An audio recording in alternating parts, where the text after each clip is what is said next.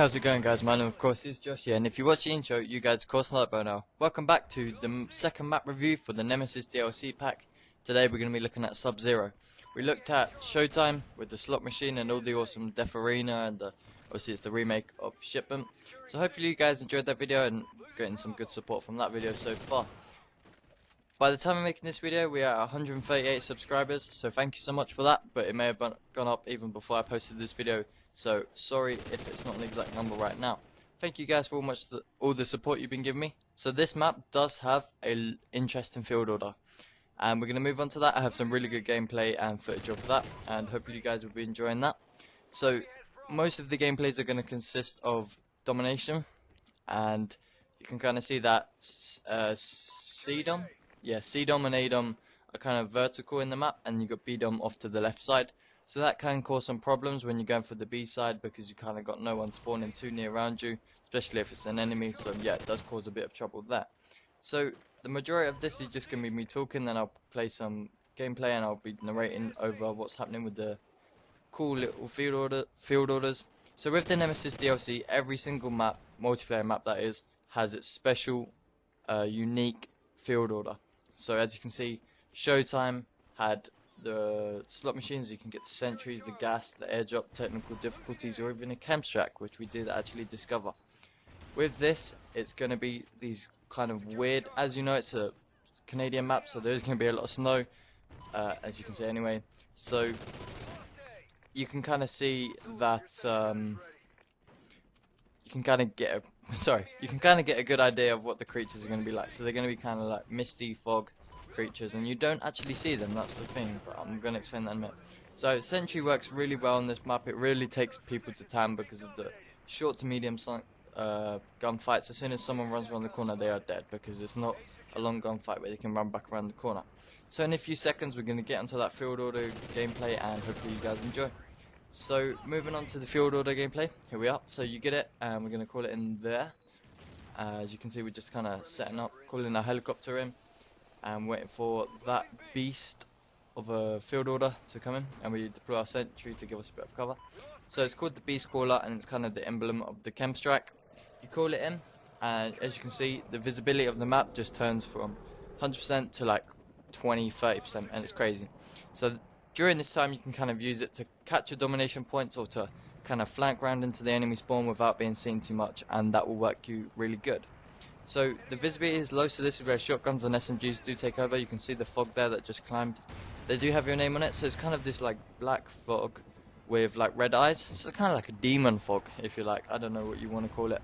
It's awesome. So we take this guy out, and then go to take this guy out, and we take him out. Yeah, we reload, swap guns, take him out. You can see it kind of climbs, and it does everything. It's not based on the ground. It can climb, it can mantle over objects. I don't think it can slide. I mean, that would be overpowered, but it can, you know, it can climb to higher bits. Like, it doesn't have to go up the stairs. It can go up crates where normal players could go. So here's the second gameplay of us calling it in. It's called the beast caller, but when you call it in, it's just the beast. But there are multiple beasts, so maybe it should be called the beast. I don't know. And obviously the visibility is low, so that bot didn't even see me to the last minute. I do have to stress that with these map reviews, kind of map breakdowns, look at them, they are going to be with bots, just so I can get it out really quickly day after day, and that's a lot easier. You can see one run straight in her face, and you can kind of run behind it, which is what I do in this gameplay. I kind of tail it, and it gives me good cover, and it kind of locks onto enemies, so it kind of acts as a mini radar because it's going towards enemies anyway. So yeah, there we are. Rescued that guy somehow. I don't really know how. Maybe, oh yeah, we rescued another guy, don't worry. But you can see that over half of the map, including where C-Dom is interior gameplay. You're going to be doing a lot of your interior fights there, and yeah, that can cause some big problems sometimes, and it can also cause some bad problems, big and bad problems, but also good problems. As you can see here, me and the bots are kind of fighting it out for the field order. You can kind of see that they spawn, and you can kind of use the spawns to their advantage, because C-Dom is here, and you can kind of see A-Dom is kind of down the stairs, and there's two ways to get up to C-Dom. There's two flights of stairs, so you've got to be watching out for both of those, but they both come down this narrow corridor, except this one, sorry. Oh wow, I forgot about that. But that kind of leads outside, so they have to kind of flank round, which you probably get killed or picked off anyway. So yeah, what kind of streaks do I recommend? Well, as I said, I love rocking the sentry here. guard dog could be good, I guess. I didn't really use it in this gameplay.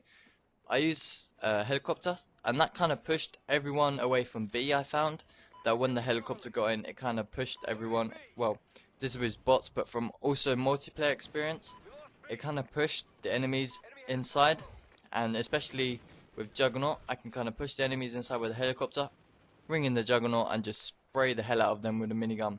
It's just they work so well together. To be honest, my honest look at this map kind of reminds me a bit of Subbase from Modern Warfare, and maybe you guys are gonna disagree it, but you know, it's cool. It's a Canadian Subbase, as I've said. Lots of snow everywhere.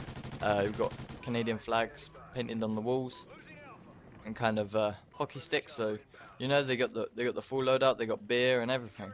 So yeah, they got everything. Deploying our sentry down there to lock down that area.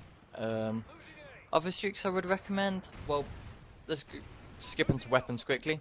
Definitely recommend taking shotguns, SMGs, and assault rifles. That trio is going to work really well for you. Snipers will probably have a hard time, especially with the short range gunfights. Unless you can quickscope really easily, I don't recommend taking it unless you're taking like an ACOG scope. Maybe that would work out. Let me know in the comments. LMGs can work good, but you're going to have to play a lot defensively.